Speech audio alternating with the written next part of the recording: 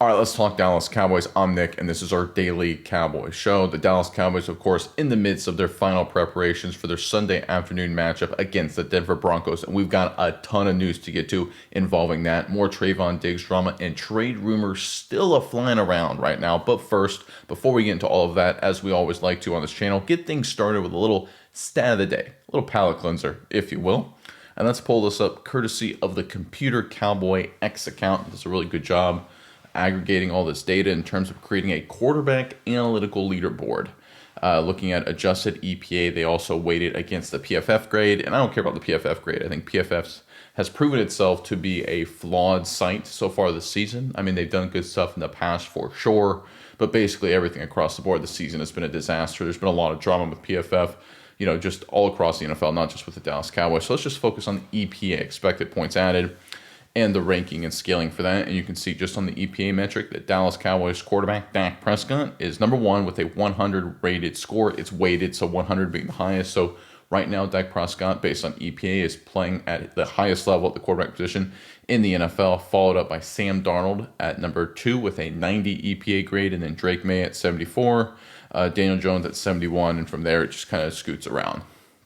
And I think one of the things that's very interesting, when you look at the top performers, Prescott, Darnold, May, Daniel Jones, obviously, Prescott's really I know Drake May has a lot of talent, but if you look at those four guys, Prescott's the only one with any sort of long-term pedigree success, right? Obviously, Daniel Jones played a lot in New York, but there was a lot of not good when he played with the New York Giants. But I think the main theme here is the fit matters with the quarterback, with the players, the scheme. All of that has to come together for a quarterback to be successful. And while Dak Prescott has put up great numbers and he's been on some good offenses, the integration of Prescott in this specific scheme, we talked about yesterday how good he's been at play action. We talked about the running game. We talked about the talent, right? This has been a really good, up to this point, marriage of scheme and personnel and with Dak Prescott. And I think that's one of those things that is very hopeful when it comes to the long-term future of the Dallas Cowboys, because you can build on that year after year after year. For example, the Rams with Matthew Stafford. And Matthew Stafford, of course, towards the end of his career at this point, but he came to the Rams after they traded away Jared Goff to the Detroit Lions, and they married Sean McVay's scheme and that talent, that personnel with Matthew Stafford. They obviously won a championship and have been a contending team for multiple years now and are this year a contending team. And I think that's what we're seeing here with the Dallas Cowboys. I think we're seeing the marriage of Prescott's skills with the scheme strategy of Schottenheimer, Clayton Adams, the entire staff with the personnel they have in Dallas. And I think that gives them a chance for long-term sustained success. I know a lot of people look at Dallas this season and say, oh my goodness, Prescott's playing fantastic. They have to win now. I don't think so. I mean, obviously it'd be great if they did, but if you look at what they're doing and how they're doing it, so much of it seems sustainable. I mean, it's not like they're averaging 10 yards per passing attempt where it's just a million deep plays bombs away, right? That's not what's happening, guys. They're just being very methodical and deliberate. Everything they're doing is part of, I think, a sustainable offensive strategy. They're running the football well. They're not slinging it 50, 60 times a game. Like in 2020, for example, when he was putting up those crazy numbers and the defense was just absolutely struggling, that was not sustainable. You can't throw it for 380, 400 yards a game and expect to win consistently in the National Football League. That's just not going to happen. And the reality is Dak Prescott isn't doing that, right? It's a lot of 270-yard games, 250, 280, throwing a random 300 there. I think he only threw for like a $150 in week 1 or something like that, right? It's one of those things where he doesn't need the high volume. He doesn't need a million yards to have a very stellar performance. In prior years, like 2020, like I brought up, 2019 in some ways as well, it was a volume game with Dak Prescott. It's becoming an efficiency game with Prescott, and the coaching staff is a big part of that. All right, let's get into the news. Let's get things started with a little trade stuff here. So this is courtesy of Todd Archer, the Cowboys beat reporter for ESPN. On 105.3 The Fan, Jerry Jones on an active trade deadline approach based on the team being a contender. I do think this team has a chance to be in competition under that criteria, and that's all the reason in the world to have the alert slide up. In that case, I do have eyes open. Now, listen, when I saw this tweet, post, whatever you want to call it, I read it about 35 times, right? And I thought about it, and I slept on it last night. I woke up this morning, and I read it again when I was thinking about the show and preparing for the show. And I still have no earthly idea what Jerry Jones is saying here, right? I'm at a total loss. And I think that's the point, right? Over the past week, there's been reports from Diana Rossini saying that the Dallas Cowboys are not interested in pass rush help. In the same week, there were reports that the Cowboys were inquiring about Max Crosby and Hendrickson. interested for the Cincinnati Bengals, and Max Crosby, of course, the star defensive end for the Las Vegas Raiders. So we're getting sort of everything out of the woodwork here. There's been a lot of teams, a lot of reports saying that the Cowboys are very interested in certain players and certain teams, and there's been a lot of reports saying the Cowboys really aren't interested. Right? There's been reports saying the Cowboys are waiting for people to call them. There's been reports that the Cowboys are putting in some calls.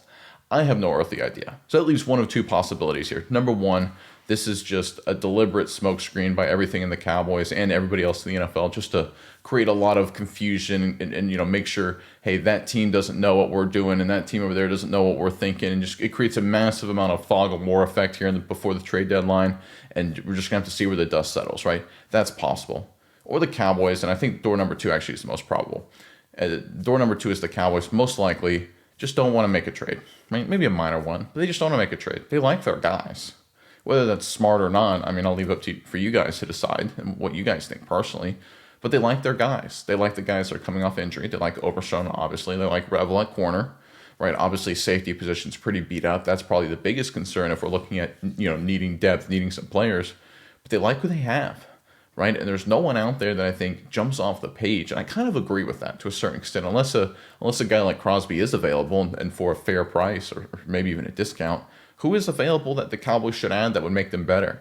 Right? One of the things that I think is a big myth at the trade deadline is that, you need to add a player to really change the season, to really get things in the right direction. And frankly, guys, it just doesn't happen very much. Trade deadline deals, trade deadline upgrades, 9 times out of 10 don't help. They just don't, right? The history bears us out all the time, right? I mean, everyone remembers because of Amari Cooper in 2018. It's like, you've got to make the deal. It's like, it doesn't work that way, guys. More often than not, right? Look at Jonathan Mingo. And I know Mingo is not a huge name, but he's made a non-impact so far for Dallas. So I'm rooting for him to, have an impact, of course.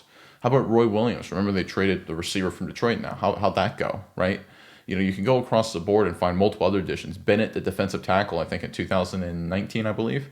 How'd that work out? Right? And those are just a couple examples. There are other ones as well, not just with Dallas, but you can go across the entire National Football League. Most of these in-season trades really don't matter. There's been a couple absolute hits. Cooper, Christian McCaffrey to San Francisco are two that I cite all the time. But for the most part, they really don't do anything. Right? The team is who the team is at this point.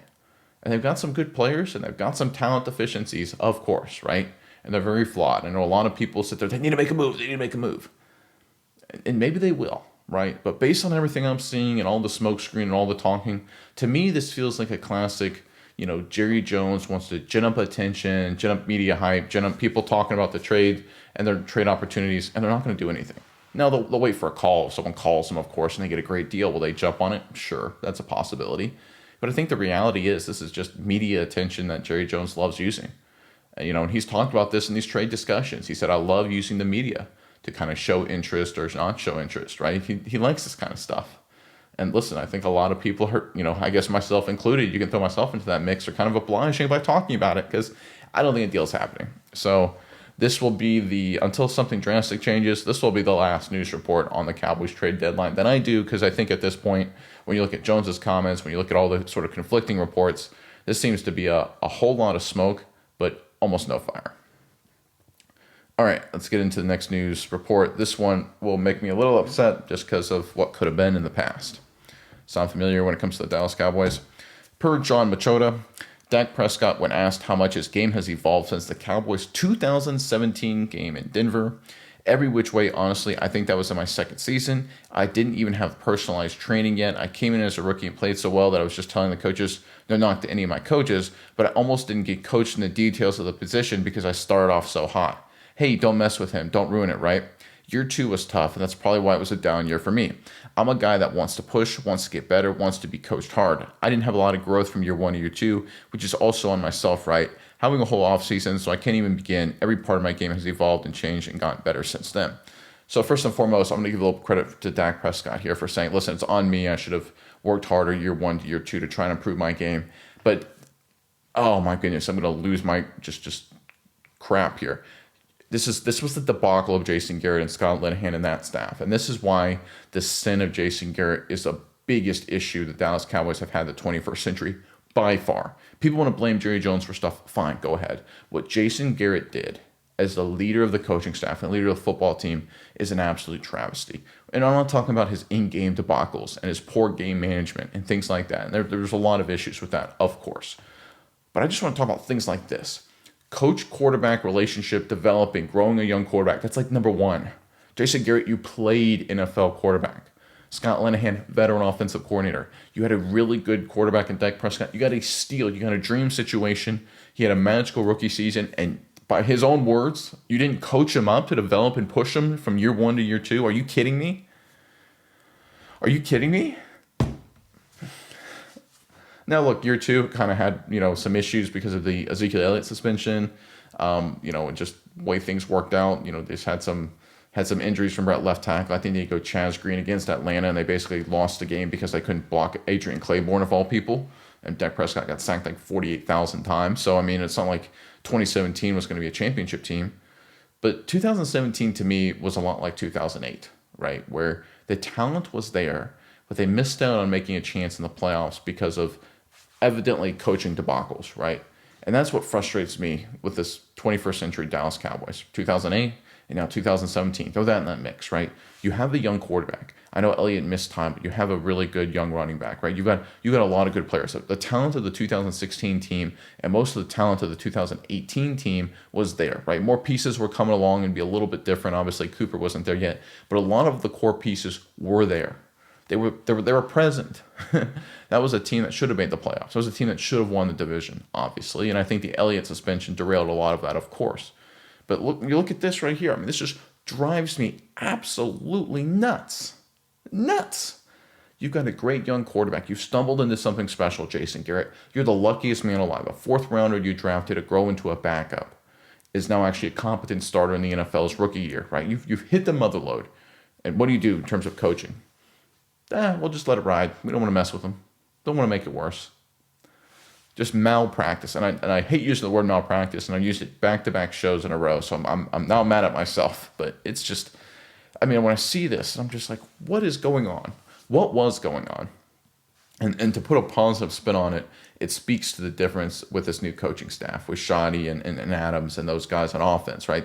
They are actively coaching and being very active involved. And I will give Mike McCarthy credit. This was something McCarthy did very well compared to Jason Garrett by a large amount, is that he actually really worked on the relationship and timing and doing things with the quarterback position, right? That was a huge part of Mike McCarthy's goal and his job. And he actually spent a lot of time and effort on that, so much more than Jason Garrett and Scott Linehan ever did, evidently.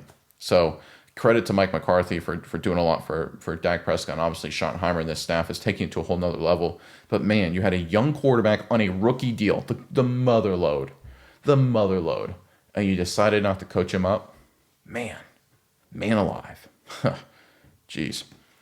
All right, let's get into something positive. Patrick Walker at Voice of the Star, who is a great follow on X, by the way, with great Cowboys news. No, he's a no-nonsense kind of guy. He works with, I think, DallasCowboys.com, but he calls balls and strikes. So the Cowboys kind of let him just free reign in terms of his opinions, which I think is smart for Dallas because he does a lot of good stuff. But anyway, he said Shavon Revel was moving really well in and out of his breaks on this drill and also had a pass breakup in them, and I do mean really well. There's also reports that the Cowboys were very pleased with Revel this week in practice, which of course they're probably going to say that anyway, but again, it's a good data point.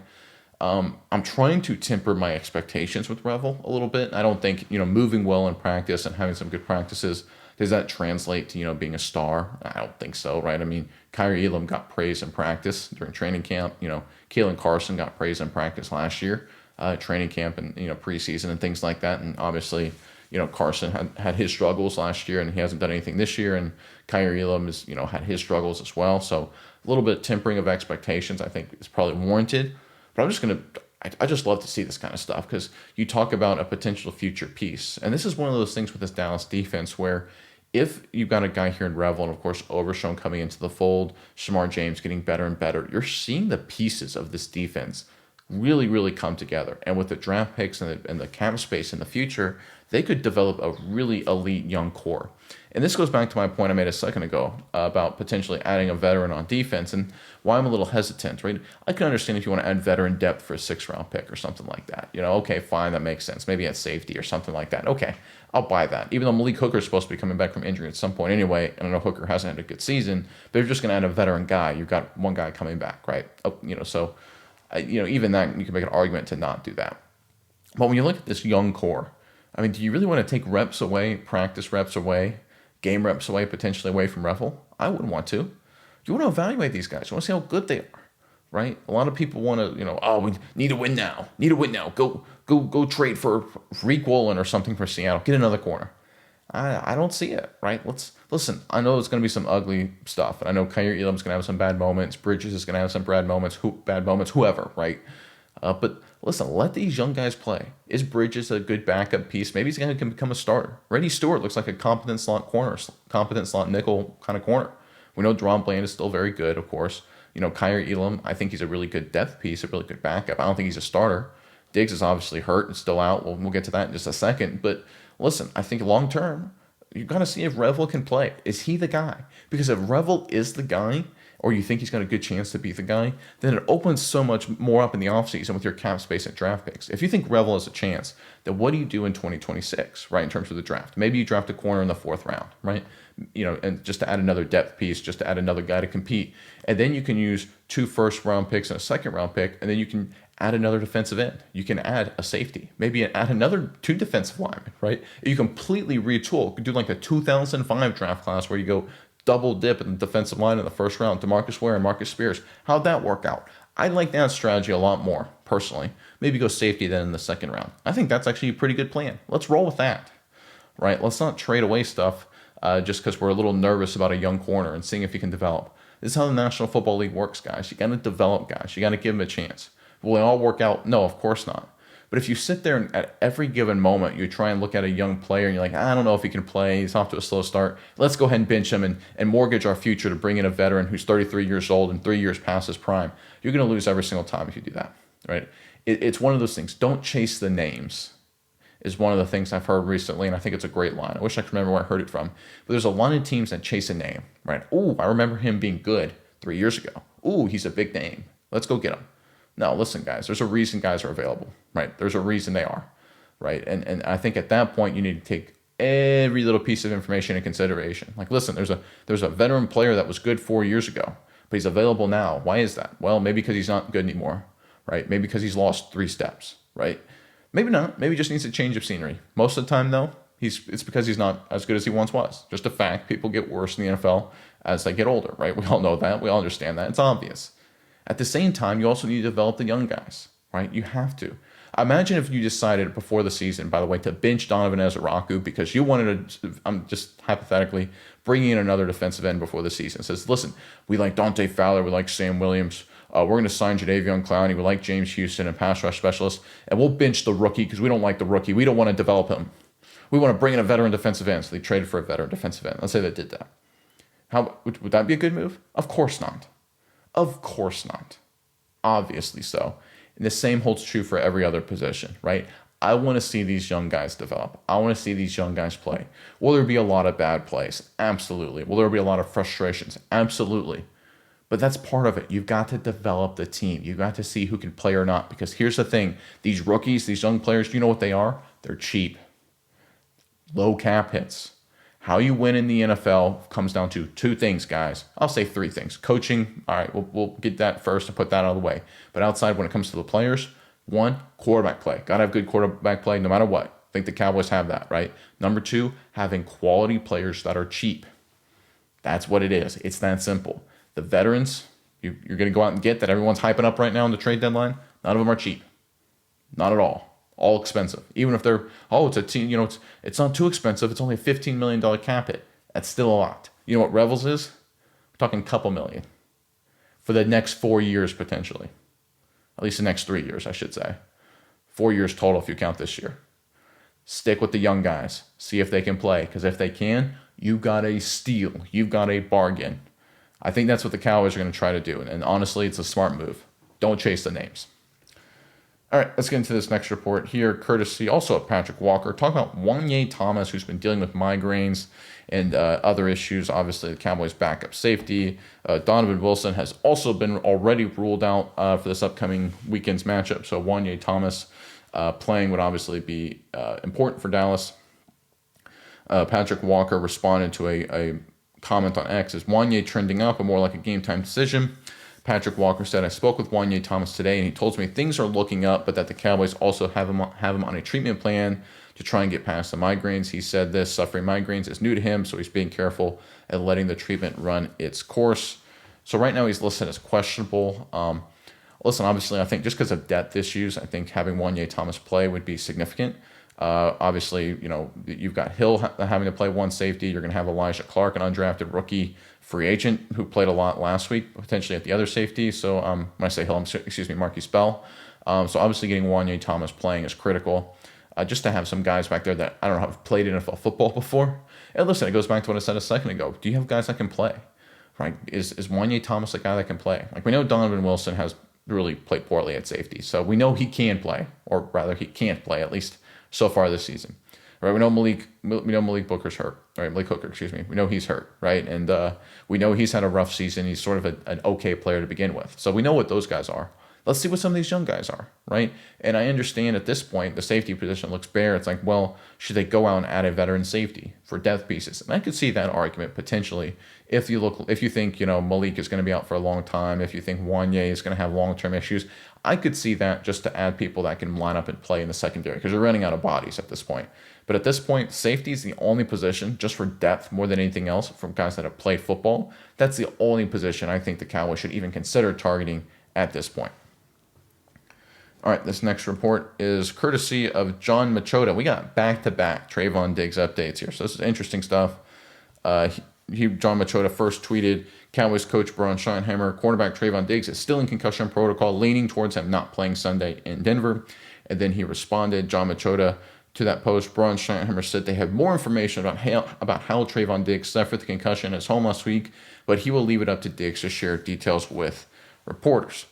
So it's kind of a weird deal. Definitely feels very, very personal. There's been a lot of salacious rumors circulating among the internet. I'm not going to get into all those there. I think you guys can check them out if you're really interested.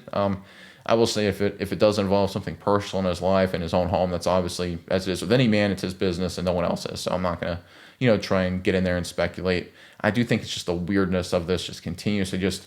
It doesn't seem to be a huge distraction. I think a lot of the vibes and the energy that Schottenheimer brings still seems to rule the day. But it just speaks to the problem. If you're paying a guy a lot of money and you get this, right? They paid Deron Bland a lot of money, gave him a big extension, right?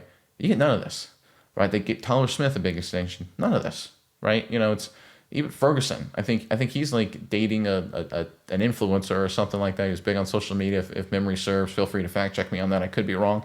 None of this. Right, obviously Dak Prescott's the poster boy for being perfect publicly, right, or pretty darn close to it, I should say. Nobody's perfect, right? Even CeeDee Lamb, none of this kind of stuff, right? So it's just like this is the problem, right? And it's not that it hurts the locker room or anything like this, but it's just you're missing time, you're missing games, right? It just, if we're paying you this much money, you're not even available, and there's a weird drama reason why you're not available. It's a bad look, right? And I think it speaks to his future, and I think rapidly ending future with the Dallas Cowboys. And to follow up on this story, we got a post courtesy of Jane Slater. Stephen Jones tells 105.3 The Fan that they're looking into IR for Trayvon Diggs, mentioning a few things going on with him. Jones says Diggs will not play this weekend. It has been confirmed. I think it's one of those weird situations. It's really hard to figure out because obviously him on IR, I don't know if you can trade him if he's on IR. I don't know. I don't think you can. I mean, that was the old rules, but it's a very weird situation. And I think at this point, opening up a roster spot probably makes sense. I honestly think they are shipping him. I think they're going to try to see if someone will take him. If not, he's on IR for the rest of the season, and they just open up the roster spot. I think they want him to play. I think they want him to be good. I really, really do. I think everyone in the Cowboys does. Coaching staff, players, front office, ownership. I think they all want him to be there and to be a part of it. Number one, because they're paying him a lot of money, I think, first and foremost. But number two, because it just it is sort of like the Micah Parsons situations, how I talked about it yesterday, how all the deals that went down there was, it's kind of a sad situation, and what happened with Dallas, and is Parsons taking the money and all that kind of stuff to despite taking obviously the close relationships he had, we talked about yesterday with Overshown, to now go to Green Bay and say, listen, he made that choice. We all know people in life that have made that choice, and some people it works out great, some people not so much. I feel like with Trayvon Diggs, it's even a sadder situation because he's battled through some injuries. He was sort of this young star that's battled through some early adversity in his career, figured it out, became a very public face, and great corner for the Dallas Cowboys. Supposedly, or was that for a couple of years at least. Battling through injuries, adversity, and chance to really emerge and bounce back this year, and just all of these issues it just makes it a sad situation. It really does, right? It's one of those things where I don't know of anyone that's rooting against Trayvon Diggs. I think everyone's rooting for Trayvon Diggs because obviously Micah Parsons becoming a star was great, but Trayvon Diggs kind of went about it a different way. He wasn't a first round pick. He was a second round pick. He was a guy that had a nightmare 2020 season, at least the first half. I mean, just was getting scorched every single day by everybody. Seahawks, Washington, everyone was beating him deep all the time, giving up huge plays. But then he kind of got some turnovers and figured it out. And then 2021 became a star. In 2022, in my opinion, he actually, with much fewer interceptions, played even better. And I think 2023, he was off to his best start yet through the first two games and then got hurt, right? And then, okay, can he bounce back in 2024? More injuries, kind of volatile year, some drama, some stuff. And okay, now 2025, coming off the injury, new scheme, take him some time. But if he can figure it out, can he be the leader of the secondary, right? Can he be, the grown-up in this group? And it just doesn't seem to be happening. Right? And it's just so sad. It's just so disappointing to see because, there are players where, like Sean Lee, for example, where injuries derail it. There are players where they make a lot of dumb off-the-field decisions and things like that, where like Randy Gregory, I think is one of those guys who, it's like, listen, you just couldn't quite mature enough. You had the talent to become a star, and you had moments where you were a star, but you just couldn't quite figure it out off the field and things like that. Trayvon Diggs, he's had some injuries, but he's clearly come back and is able to play at least in some capacity prior to the concussion. He's had obviously some off the field stuff, but relatively minor, before this moment, right? Nothing even remotely close to serious, in my opinion. But he just has a little bit of everything, right?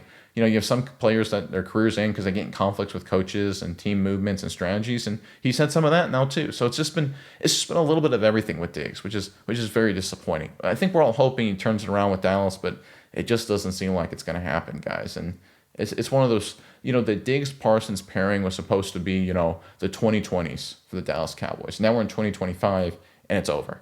And it's so weird because there's no like one major culprit, right? There's no massive reason why it all fell apart. It just, those two guys, just for whatever reason, obviously Parsons with his stuff and now Diggs with his stuff. I would say Parsons is, the things with Parsons are completely different than the things with Diggs, of course. But it just feels like a disappointment, right? It really does. A second round pick and the Cowboys' top defensive pick in 2020, second rounder. Lamb was their first rounder in 2020, and their first round pick in 2021, right? The cornerstone of the defense, the pass rusher in the corner, right? Classic stuff. Cliche, right? Gotta cover and gotta rush the passer. And 4 years later, they're both seemingly, Parsons gone, Diggs seemingly on his way out the door. It's just a disappointment. It really, really is. All right, I want to end on something I saw when I was doing some research for some college football stuff. And to me, this is just hilarious. It just speaks to the way the media operates and how landscapes can shift and how the outrage today becomes forgotten by tomorrow. So I think this was a paper in Michigan for the 1999 season, the preview of the 1999 season. And you can see Tom Brady playing for the Michigan Wolverines in the top right there. And you can see Nick Saban as a head coach for the Michigan State Spartans in the bottom left there. And basically, the theme of the article is, okay, Tom Brady's the returning starter, but there are questions. Oh, we don't know if he's a returning starter. Can he defend his job? He has to earn it, right? He's on the hot seat, right? And you can see literally when it comes to Nick Saban, right? The literal text, the headline is he's on the hot seat. So 26 years later, it's 2025, 1999. We're talking 26 years. Tom Brady is the greatest quarterback, maybe the greatest football player of all time, and Nick Saban is the greatest college coach in history, maybe one of the greatest football coaches, professional or collegiately, in history. I think that's certainly a discussion that can be had. But it's interesting because if you listen to these papers, if you listen to the conversation, right? I'm not picking on the paper here. I think this was a real conversation, a real talking point, and a serious one in 1999. Is Nick Saban a good enough head coach for Michigan State? I'm going to say that again. There was a real conversation in 1999 about, I don't know if Nick Saban's a good enough coach for Michigan State, right? How about Tom Brady? I don't know if Tom Brady's a starting quarterback in college, right? That was a real discussion. That was a real discussion. Right. And obviously Tom Brady, started a lot of games for Michigan that year, fought off quarterback battles and became Tom Brady. And Nick Saban would go on to go to LSU and win a title. And then after a quick stop for the Dolphins, went to Alabama and created the greatest dynasty in college football history, or at least modern college football history. So if you look at sometimes what the drama is of today and the question marks of today, time kind of works it out, right? And now I'm not saying that anyone who's playing poorly today, whether collegiately, professionally, or any coach that has some controversy around it today, doesn't mean they'll become Nick Saban. If a player is playing poorly, it doesn't mean they're going to become Tom Brady. But sometimes with these controversies that feel like, oh, a coach is stinking, or he's on the hot seat, or quarterback's not playing well, sometimes these things just need to work itself out. Because in a weird way, they tend to, right? And that's what I was kind of alluding to when a lot of people talk about, should the Cowboys trade? Should they not trade? Well, they need to trade. Everyone talking heads, everyone in the big sports media, and I see a lot of people on social media for the Cowboys, need to make a trade, need to make a trade, need to make a trade. Sometimes let these things work out with these young guys. See if you've got a stud. Imagine if Michigan would have benched Tom Brady, right? And then we never see Tom Brady. Imagine if Michigan State would have fired Nick Saban, and Nick Saban's career would have ended at that point, right? Then the Patriots would have never gotten Brady, and then the Alabama Crimson Tide would have never gotten Saban, right? And again, that would not have been an indictment of New England or Alabama. They just never would have gotten that chance. So it's sort of the same thing here, the chance, the opportunity, if you bring in a veteran player and when you have young people on the team. When you bring a veteran linebacker, you want to take reps away from Shamar James? I want to give Shamar James every chance in the world. I want to see how good he can become. He's had a really good 3 games. Let's see how good he can become. Right? Oh, you want to bring in a corner. Oh, you want to take reps away from Revel, Butler, Carson? Let's see how good they can become. Right? I've got no problem with that. Right? Have patience. Let these things play out. Imagine if Michigan State and Michigan had not been patient with the 2 guys on the screen. What would the football world look like today? That's my point. All right, let's get into the comment section here. Pulling up, as we always do, member comments first. That is my promise to each and every member, that I will get to your comment and your comments first, and I will address every member comment from the previous day before I get to non-member comments. So if you want to guarantee your voice is heard, become a member. I greatly appreciate it. It's a big support to us. But let's pull up Plague Doctor, who's a regular commenter who I greatly appreciate.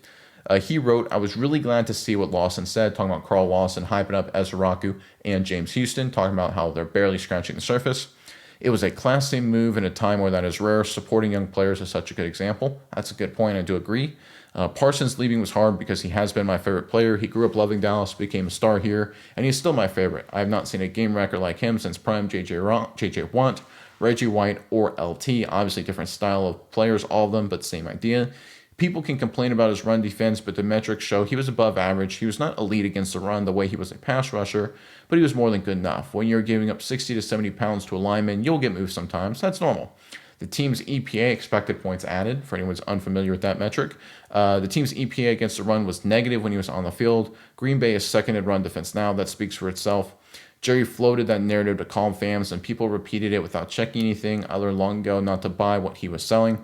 Micah likely thought Dallas would eventually pay him, so he did the standard contract pressure moves, sitting out, talk of wanting a trade, limited practice because of a back issue. This is normal on other teams. It only becomes dramatic here because Dallas is in the spotlight, always in the spotlight, which is true. The sideline move moment was not great. Talked about during the preseason game, laying on the table during the sideline while the game was going on. But it was still within the range of normal competitor frustration. I do not know if I will ever fully get over the trade. If the team becomes better overall, I understand it on a roster building level, but I will never accept people acting like he was not great on the field. If someone says that, they do not know ball, in my opinion. On the coaching side, I really like what I am seeing out of Schottenheimer. It finally feels like Dallas has a real X's and O's coach running the offense. And yes, I want you to keep the palate cleanser, LOL. Well, really good comment. I appreciate it. A couple things I disagree with about the range of normal competitor frustration with the sideline moment. To me, that was unacceptable, right? So, when I played college football, if we had found any teammate of ours had done that, that would have ended him. Like, from a player perspective, we'd have been like, yeah, you're gone, you're done. You lose respect, right? And I can only imagine the NFL what that's like for guys scratching and clawing, right? The veterans, you see veterans in the preseason, what are they doing? If they're wearing the shorts or whatever, right? The game's over for them if they even dressed. They're cheering the young guys on, the guys scratching and clawing. They're all on the sideline getting excited. Every single one of them across every single team. The one exception was Micah Parsons. Not the one exception on the Dallas Cowboys. The one exception in the National Football League was Micah Parsons. He disrespected his teammates. He disrespected their effort. In my opinion, he disrespected the game of football enough. That was on him. He was a child. He was an immature child. That's a fact. That's just a fact. Now, I'm not saying that he's a terrible person forever. Not saying that at all. But at that moment in time, he made a conscious decision to be a 12-year-old child. 12-year-old childs, in my opinion, aren't worth $50 million a year. They just aren't, right? And I think that's just what he showed at that moment. He showed in his moment of frustration who he really is as a person. And he's an immature person. And I hope he grows beyond that. Maybe he has. And I hope, like all people do who have immature moments, that he overcomes it. But here's the thing with Parsons, right? He wasn't some 22-year-old kid. He wasn't some 23, 24-year-old kid a year or two out of college just figuring things out, right? If it had been 22, 23, I said, he's a young guy, right? He's a couple years out of school, right? This was 2025. He'd been out of college for 4 years. 4 years, right? He had played in multiple playoff games, a bunch of playoff games, right? He had been around a lot of different teams, couple different coaches, right? This was his third staff, right? His third defensive coordinator, his second overall staff, right? So he had been around the block a little bit. And to be that immature, to be that disrespectful at that moment when people are literally fighting for their football lives, their careers, their livelihoods, like there are people right there that are trying to, like what happens on that game is going to decide whether they get to live out their dream as an NFL player and make hundreds of thousands of dollars at least that season, or they're going to go try and find and sell insurance, right? That what was on the line right there. And Parsons disrespected them. He did. That's just a fact. He did. That's not acceptable. Like, it's one of those things where for most players, you get cut. I think there's a good chance, by the way, if Bill Parcells would have been coaching the Dallas Cowboys, he would have cut Micah Parsons at that moment. Jimmy Johnson, I don't know if he would have cut him, but boy, oh boy, that would have been a huge issue, right? And we all understand that. I think we all get that. And I think excusing that is not something I personally agree with. Now, the other side is that, of course, he's a great player, was a great player, and is a great player. Anyone who says Parsons isn't a great player, I think, is, a little incorrect. I'll just put it like that. He's a phenomenal player. He's doing great things with the Packers. When it comes to the run defense, I agree that was a narrative more than a reality. What I think Jones was trying to allude to, because I think what the coaches kind of told him, it says, well, what's Parsons, with or without him? And they probably said, listen, if we get Kenny Clark and 2 first-round picks, then that allows us to, over time, build a complete team defense that includes good run defense, right? With Micah Parsons, with the money we'd have to spend on him and without Clark and without the draft picks, we're never going to be good against the run, ever. We just won't have a chance to ever become good. And I think that's what Jerry Jones kind of twisted into what he said, right? Which I think is factual, right? If they had spent $50 million on Parsons and they didn't have Clark and the draft picks, they would have no chance to ever be good against the run, ever. Right, just because they wouldn't have the cap space, they wouldn't have the flexibility or in the draft capital to ever fix that issue. I think the point now is they have the ability to fix that issue. That's how I interpret it in any way. Jones obviously spun it publicly, however he wants to spin things publicly. But I do think Micah Parsons is a great player, and I don't think any serious person says he's not. But I also think everyone understands that he chose the money and did it in the most immature, childish way possible. I'm sorry, as a former player, I just can't forgive what he did against the preseason, in that preseason game. I just can't.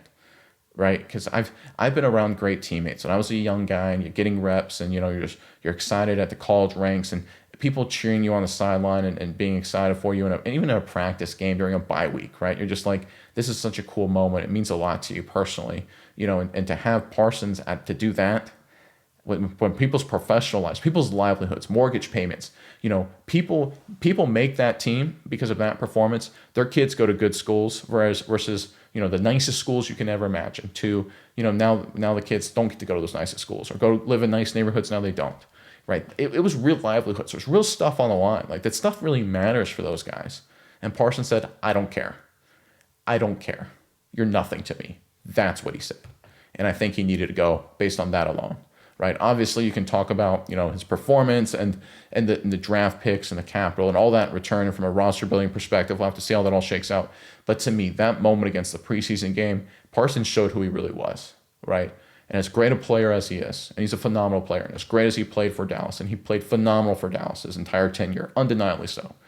The reality is that moment he showed who he really is. And I think at that point, that's not a guy who you want on your team.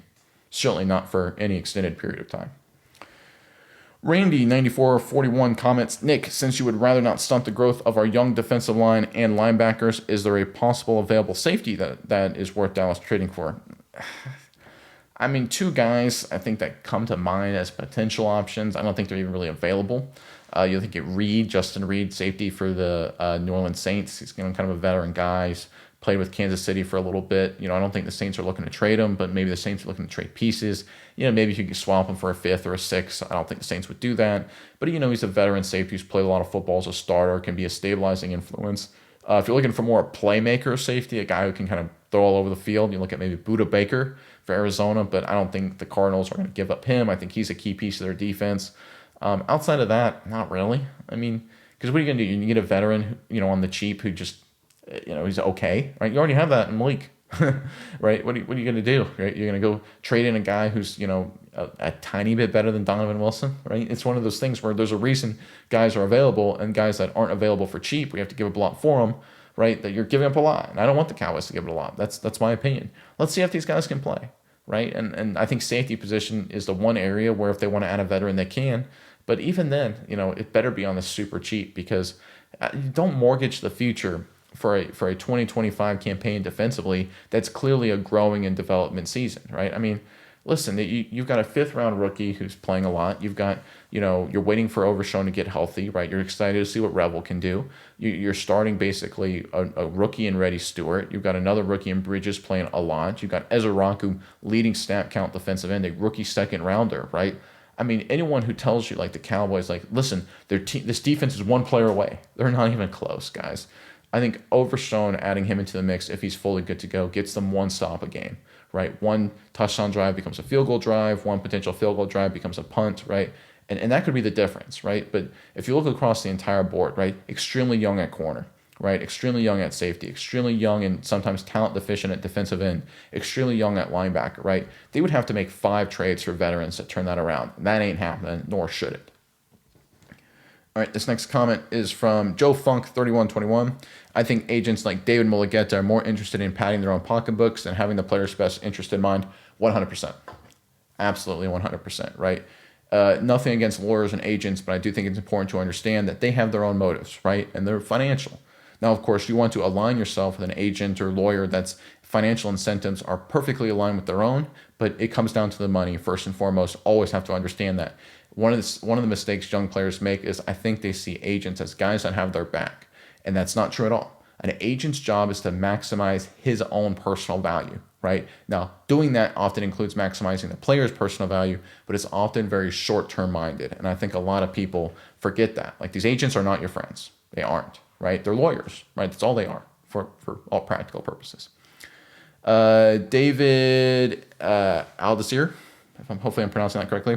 Trayvon is going to be in concussion protocol until he's traded. After the defense played up without him this past weekend, I wouldn't be surprised to read he's been traded for a late round pick. 2.5 years ago, I would have hated it. Now I just wish him well. I feel very much the same.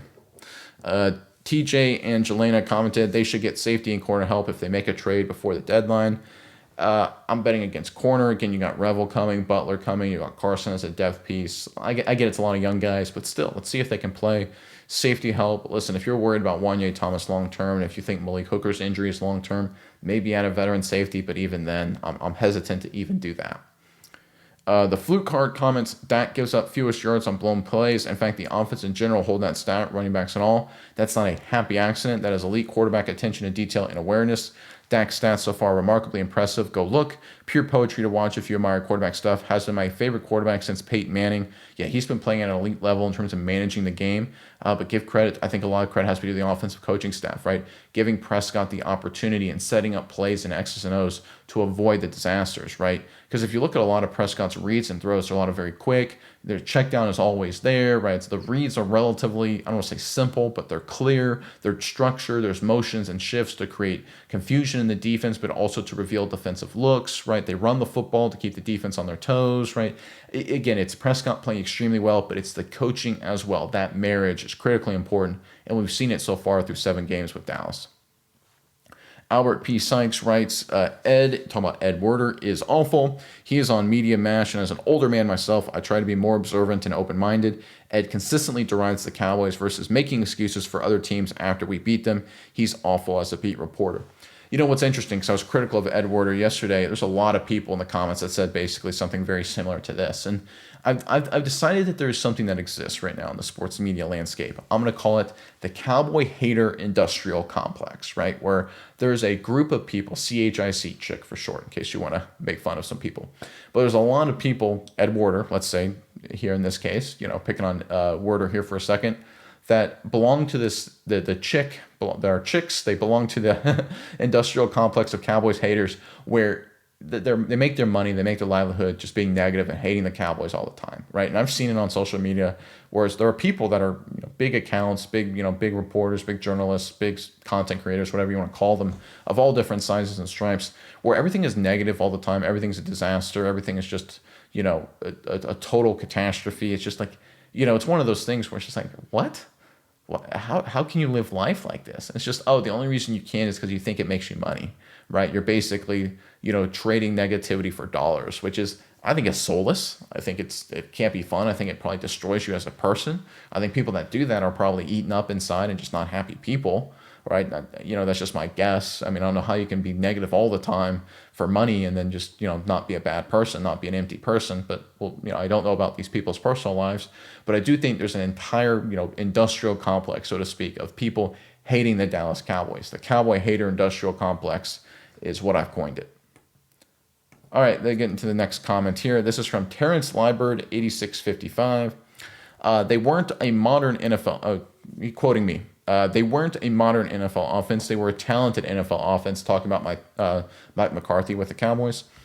I can't believe you fixed your mouth to say that last time I read the Cowboys finished top 3 in scoring offense. Some of these Cowboys podcasters think it's brilliant to still crap on Mike McCarthy's 12-5 for 3 consecutive seasons and winning the division 3 out of 5 years is indicative of a good coach, and his only losing seasons were when Dak missed time from injuries and missed the rest of the season.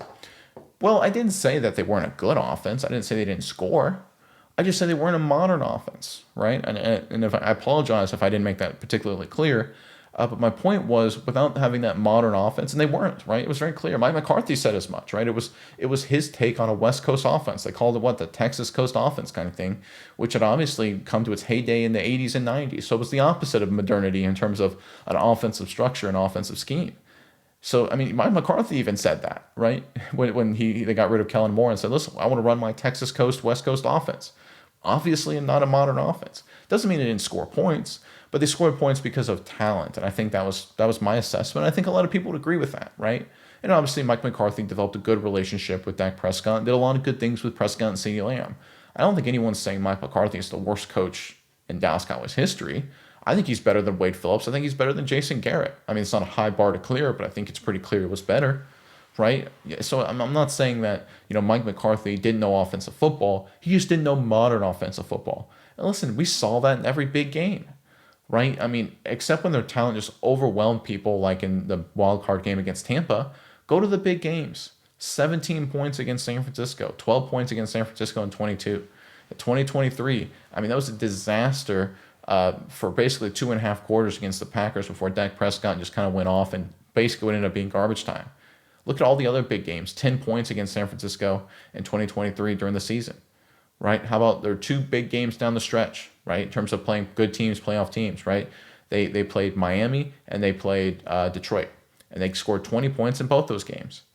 Well, you can sit there and say, well, they scored 33 against Philly. Okay, Philly was on the verge of collapse, but if you want to cite Philly in 2023, how about scoring 10 against Buffalo and 7 came in garbage time, right? It was one of those things where just They just, I mean, in big moments, if their talent didn't carry them, they struggled. They didn't create offense through modern structures and good X's and O's. And I'm not trying to, I mean, Mike McCarthy's a better football coach and knows more about football than I do. I mean, I'm not, I can admit that. That's not hard to admit because that's a fact.